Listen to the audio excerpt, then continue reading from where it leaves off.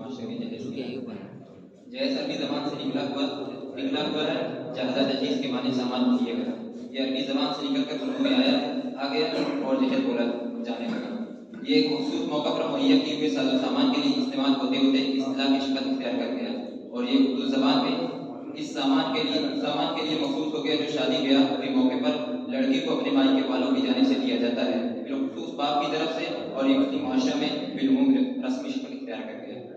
लड़की का बाप इस बात को कसर-ए-शान समझता है कि लड़की के जहेज के साजो सामान के बगैर रुखसत किया जाए, लेकिन रस्मी शक्ल इख्तियार करने की वजह से वो मजबूराना ऐसा करता है और लड़की के घर में उसकी हैसियत को बरकरार रखने के लिए हर शख्स अपने अजीज व अकारीब और दोस्त अहबाब में अपनी इमारत की शान जाहिर करने के लिए जहेज के नाम से ज्यादा सामान अपनी बेटी को देने की कोशिश करता है, जो बिलउमूम उसकी माशी कुव्वत से भी बड़ा हुआ होता है।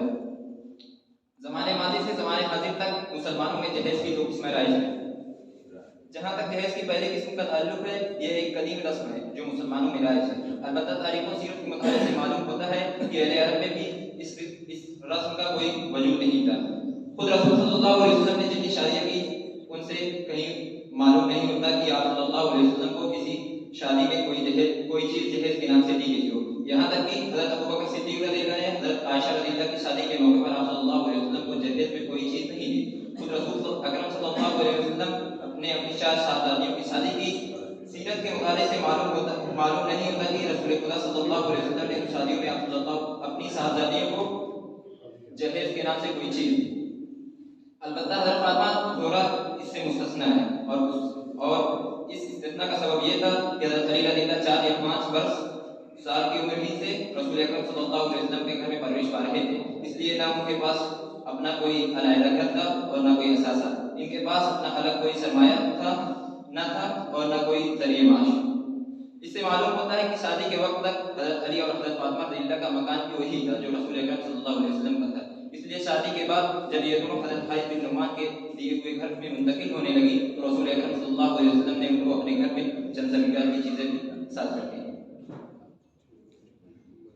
अलबत्ता इन चीज़ों के देने से ना तो जहेज की किसी रस्म पर अमल मकसूद था और ना किसी नए रस्म का रवाज देने का मतलब था। ऐसी सूरत में और हालात के इस पसमंजर में दिए गए इस सामान को मौजूदा जहेज की रस्म बुनियाद बनाना बड़ी ज्यादती की बात है। इससे सिर्फ इतना मालूम होता है कि शादी के लिए लड़के में दौलत और सरबत देखने के बजाय तकवा और खुदानस्ती को अहमियत देनी चाहिए। अलबत्ता लड़की को रुखसत करते वक्त दिया हुआ सामान तहक़ीक़ की तारीख में जरूर आ जाता है और इसलिए इसे बर्दाश्त किया जा सकता है।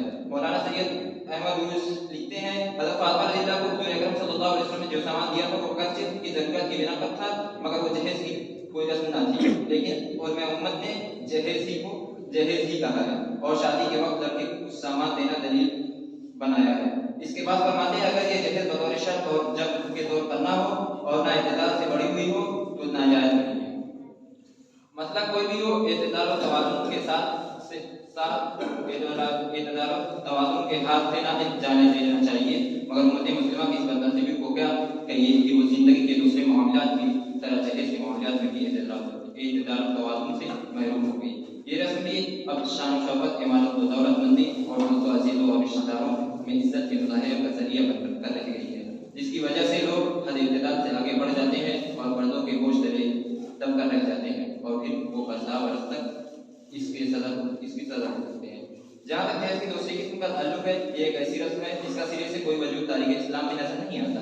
आलम इस्लाम में भी दुनिया के किसी खित्ता में ऐसी कोई रस्म मौजूद नहीं है। अलबत्ता जिस मुल्क में हम रहते हैं इसमें ये रस्म आज भी पाई जाती है।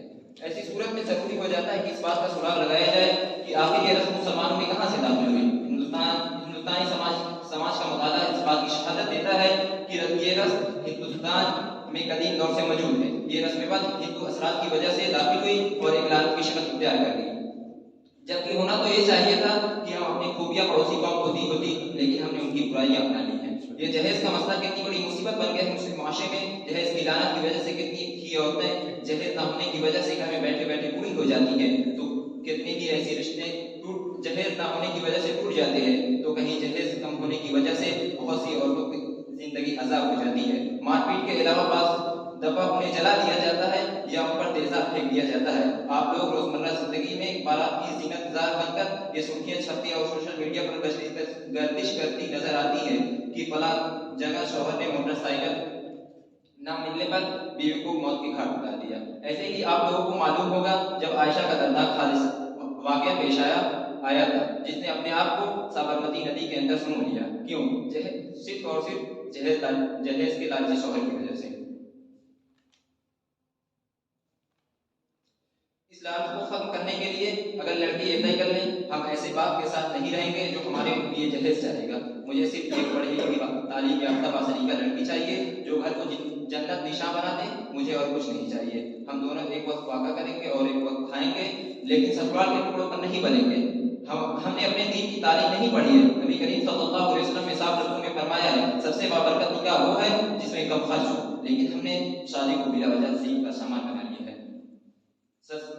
सैयद अहमद खान लिखते हैं, आप बुरी रवायत हटाकर अच्छी रवायत लाकर देखें, अगर नई रवायत में जान होगी तो खुद ब खुद अपने आप को मनवाती जाएगी। सैकड़ों नहीं हजारों लोग आहिस्ता आहिस्ता आपकी तकलीफ में निकल खड़े होंगे। इसलिए हमें बहरहाल बारिश का पहला कतरा बनना पड़ेगा, फिर इंशाअल्लाह कतरा कतरा मिलकर दरिया बन जाएगा और 1+1 11 बन जाएंगे। इसी शायर ने क्या खूब कहा है, मैं अकेला ही चला था जाने में मंजिल, मगर लोग मिलते गए और कारवां